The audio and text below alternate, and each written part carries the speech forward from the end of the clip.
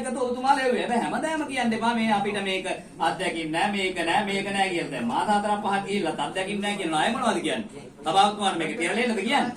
ඒක නිසා ගරු සභාපතිතුමනි විශේෂයෙන් රංගිරි දමුල්ල අපේ ඊළම සභාපතිතුමා ගෝවගේ ලොකු ලොණු ගෝවියා ඉවර කරා, දී ගෝවියා ඉවර කරා, වට්ටක ගෝවියා ඉවර කරා.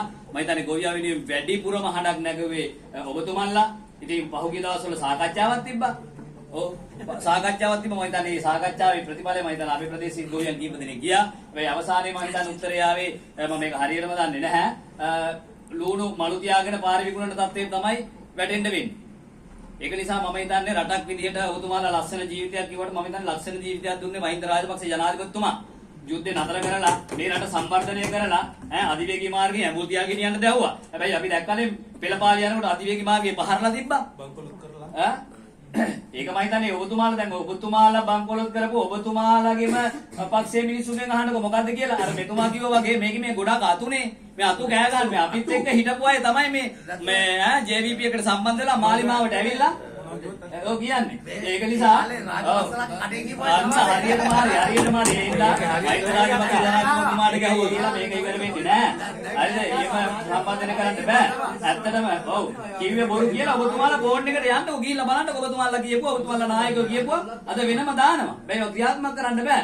ඒක නිසා මම හිතන්නේ දඹුල්ල ප්‍රාදේශ සභාවෙත් මහ ලොකු දෙයක් මෙතන වෙලා නෑ. මේ අංක විතරයි එහාට මෙහාට කරලා තියෙන්නේ. ඒක අංක විද්‍යාවක්. ගරු සභාපතිතුමා කිව්වා නෑ තව නෑ අයවැය ලේඛනේ මේන් කියලා. මේ මන් දන්නේ මට නම් තේරෙන්නේ නෑ ඒක මොකද්ද කියලා. ඇත්තටම මේ න්‍යාය පත්‍රය ගැන කතා කරන්න ඕන කවුරු මොනවද කිව්වත් න්‍යාය පත්‍රයක් තියෙන්න ඕන. මරණාධාර සමිතියකුණත් න්‍යාය පත්‍රයක් තියෙන්න බෑ. මරණාධාර සමිතියකුණත් න්‍යාය පත්‍රයක් තියෙන්න ඕනේ. මේ න්‍යාය පත්‍රය තිබ්බම තමයි මේක පෙළ ගස්සන්න ඕනේ. නැත්තම් ගරු සභාපතිතුමා ඒක කියන්න ඕන මේක මෙහෙමයි පක්ෂෙට මෙච්චරයි විපක්ෂෙට මෙච්චරයි. හැබැයි ඒ මුකුත්ම නැහැනේ. ඒක මොකුත්ම නැහැ. ඉතින් ඒක ඔබතුමාගේ මේ දුර්වලකමක් විදිහට නෙමෙයි මම දකින්නේ මේ ඉන්න മന്ത്രിවරුන්ගේ මම හිතන්නේ මේ වපුරන්න හදන්නේ වෛරයමනේ. දැන් අnder മന്ത്രിතුමා ආවේ අපි ඔක්කොම ආවේ කතා කරලා මේක මොකක් හරි අපි කරලා අපි මෙහෙම යන් මේ ගමන කියලා. හැබැයි කතා කරොත් මොනවද? කුරහන් වපුරුව කුරහන් එන්න ඕනේ.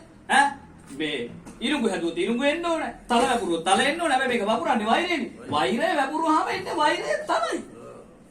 ඒක ආයේ ඒකේ කිසිම දෙයක් නැහැ. ඒකින්ද ගරු සභාපතිතුමනි හරියට වැඩි වෙලා කතා කරන්නේ නැහැ. මේකේ කතා කරන්න දෙයක් නැහැ. මේක හරියට අලියා ගිලපු දියුල් ගෙඩිය වගේ. මේ අය අලියා ගියපු දියුල් ගෙඩිය වගේ. මේක උඩ නිකන් පේනුමක් තියෙනවා. හැබැයි ඇතුළේ මොකුත් නැහැ. ඒක නිසා මම විශ්වාස කරනවා වීදි ලාම්පු විශාල ප්‍රමාණයක් දාලා තියෙනවා.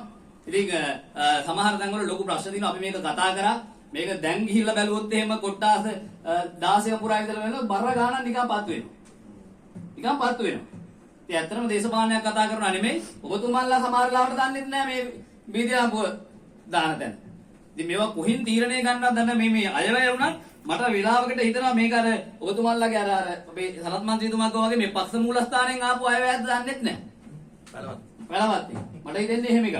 ඒක නිසා මීට වැඩිය වැඩ කොටසක් කරන්න මේක තිබ්බා. මේක හොඳ මේ සල්ලි ප්‍රමාණයක් මුදල් ප්‍රමාණයක් අපි හිටපු සභාපතිතුමා ගේ සෝමතිලක මහත්තයා යනකොට අපි යනකොට මේක ඉතිරි කරලා ගියේ.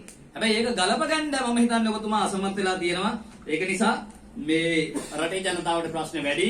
කතා නොකරුවට අර එදා වගේ මෙතුමාලා කිව්වා සමහර අය කිව්වා අපි මෙහෙම විරුද්ධ වෙනවා හැම දෙයකටම අරේ මේ කියලා. හැම දෙයකට විරුද්ධ වෙයි මන්ත්‍රීතුමා අපි නෙමෙයි. කොරෝනා වෙලාවෙත් උද්ඝෝෂණය කරා. කොරෝනා වෙලාවෙත් පඩි ඉල්ලුවා. කොරෝනා වෙලාවෙත් මේ රට වැට්ටුවා. ඩොලර් එවන්න එපා කිව්වා. එහෙම තමයි ඔබතුමාලා ඒ දවස්වල අපිට සහයෝගය දුන්නේ. හැබැයි අපි කවදාවත් ඒ වගේ දේවල් කරේ නෑ.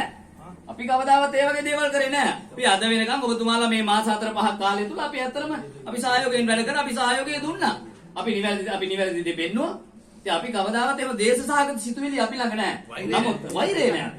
අපි වෛරය නෑ. ඒක නිසා කරු සභාපතිතුමනි මේක අවසාන වශයෙන් කියන්නේ හරියට මේක උනේ ඔබතුමාට මේ මට්ට කුණ්ඩලීට වෙච්ච දේ. මේකේ තිබ්බා රත්තරන් තිබ්බා හැබැයි මේක හරියට මේ හොඳ රාන්කරුවෙක් හිටියේ නෑ. හොඳ රාන්කරුවෙක් දෙන්නේ මේක උපදාන්න. මේක මට්ට කුණ්ඩලී වගේ එකක්. මේක දැන් තිබ්බු එක මේක මොට කරලා දාලා මෙහෙම ගෙනල්ලා අතෑරලා තියෙනවා. ඉතින් මේකේ කිසිම දෙයක් නෑ. ඒක නිසා ඉදිරියේදීවත් මම හිතන්නේ මේ අපේ සියලු කාර්යයන් සඳහා ඕන එපාකම් මේ හැම දෙයක්ම අපි අහලා බලලා හොයලා බලලා කරන්න ඕන ආයතනයක් විදියට මම හිතන්නේ ඔබතුමාට තවත් වගකීමක් තියෙනවා කරු මන්ත්‍රීවරුන්ටත් වගකීමක් තියෙනවා. ඔය කටවැච්චිලිට කෑ ගැහුවා වගේ නෙමෙයි. අපි මේ දන්න දේ කියනවායි කියලා එහෙම කියන්න එපා. අපි එහෙම එකක් නැහැ. ඒකත් මම කියන්න ඕන. දැන් කතා කරන්නේ එහෙමනේ. ඉතින් ඔබට බැරි